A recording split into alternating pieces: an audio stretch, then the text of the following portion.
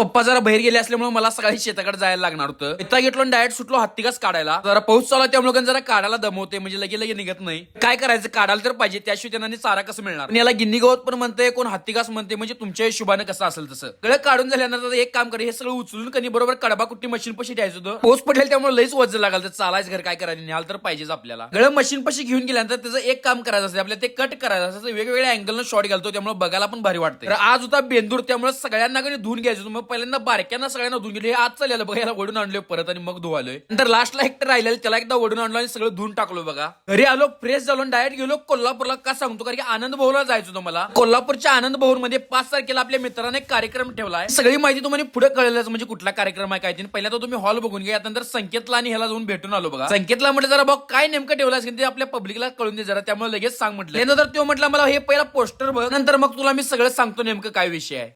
तर येत्या 5 जुलैला आपल्या सायबर कॉलेजच्या आनंद भवन या ऑडिटोरियममध्ये आपला शो होणार आहे.